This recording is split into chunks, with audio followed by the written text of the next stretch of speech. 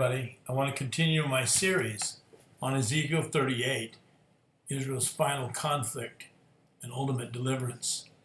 And this time I'm going to call this one Turkey Leads the Siege, Ezekiel 38, part 2.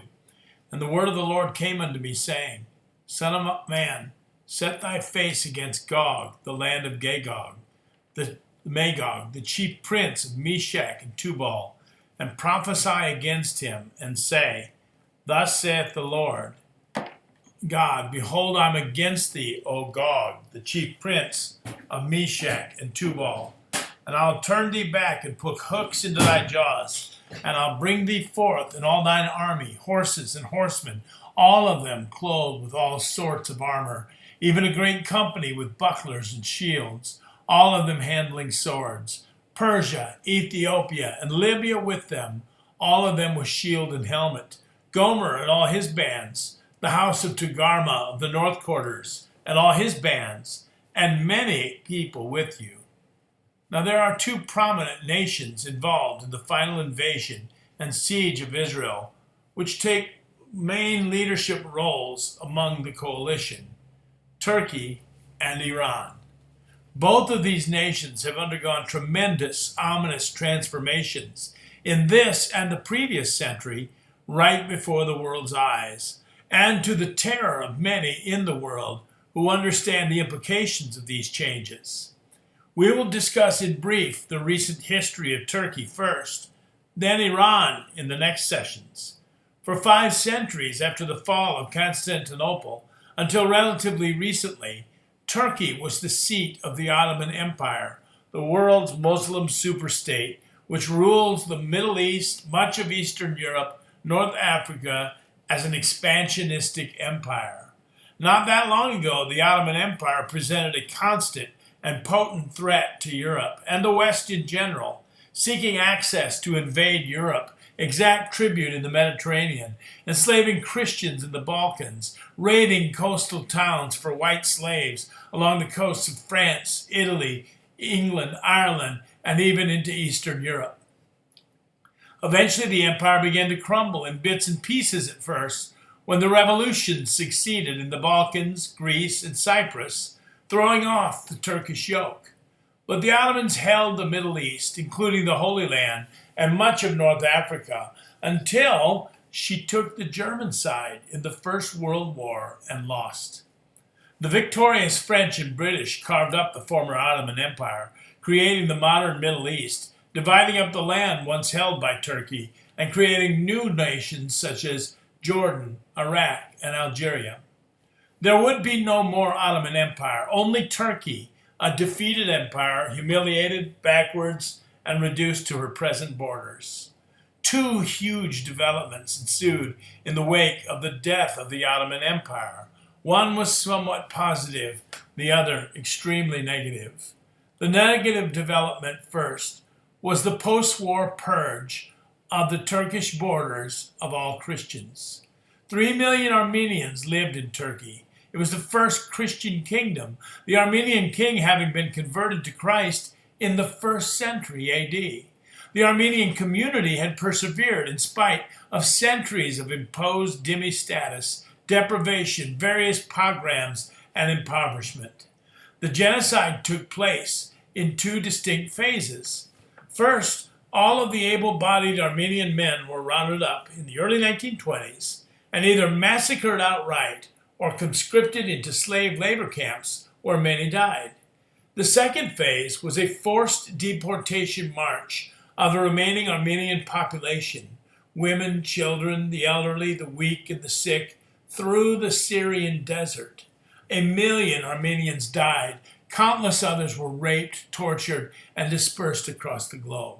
To this day, the Turkish government denies the atrocity, and the lack of international indignation literally encouraged Hitler in his genocidal quest to destroy the Jews. When he was asked if he ever thought about history's condemnation of him, Hitler replied, "No one said anything about the Armenians, did they?" The positive development in the modern world in recent history in Turkey, about the same time, 1920s, was the near miraculous modernization of Turkey by Ataturk. The Ottoman government had collapsed, and there was a brief Turkish war of independence between a newly formed Turkish national movement and the Armenian and Greek proxy forces of the victorious allies.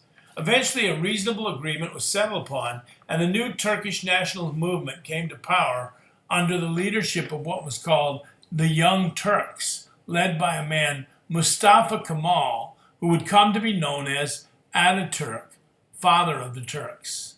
Kemal concluded that Turkey needed to be modernized and brought into the 20th century. Thus, he undertook a series of radical reforms which would transform Turkey into a modern European-style state. Turkey would have a constitution, it would become a republic, sovereignty would be invested in the state and not in any single ruler. He changed the day of rest to Sunday. He changed the calendar. Perhaps the most astonishing reform was Kemal's banishment of Islam from any role whatsoever in shaping public policy, a kind of separation of mosque and state. Sharia was revoked, religious schools were closed, public education was secularized, and perhaps most shockingly to Sunnis across the former empire, the caliphate was abolished and the government was moved to Ankara. The caliphate is the central governing authority of the world's Sunni Muslims, which comprise more than 3/4 of the world's 1.7 billion Muslims. It is more than a government, however. It is the central judicial, religious, and military authority of the Sunni world as well. It was shortly after the banishment of the caliphate occurred, a profound calamity to the Sunni world, that an Egyptian group formed called the Muslim Brotherhood, which made the restoration of the caliphate its priority.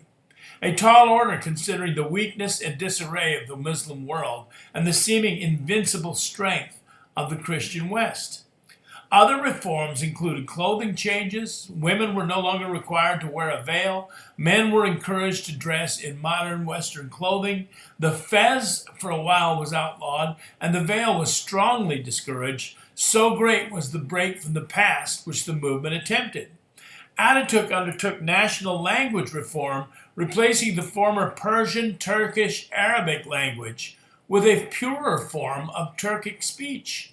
Even the national script was changed under his direction, and Turkey adopted the Latin script, which actually drastically improved national literacy. The Turkish military became a secularized national army in the Western sense, and to it was vouchsafed by constitution the preservation of Turkey's secular status. Turkey emerged as a modern secular European state, a member of NATO, an ally of the West throughout the Cold War, a close friend of Israel, and has been considered for inclusion into the European Union. Turkey has the world's 6th largest military and the largest military in Europe. She has maintained her secular status for almost 100 years, the military stepping in when necessary to preserve Turkey's republic from Islamists in 1960, 1971, 1980, and 1997. But recent events in Turkey portend a radical shift away from the successful secular hiatus Turkey and the world have enjoyed, and back into the heavily Islamic and imperialistic past which Turkey has only recently emerged from. The world has been living in an anomaly for the past century. A huge menace to Western peace and stability has been vanquished. The menace which long threatened Europe and all of Christendom, and which had a long string of uncontested victories, has lately been put to rest and forgotten. But the beast, as we will see, is awakening. The mortal wound is healing, and Turkey has a prime role to play in the last days. Stay tuned.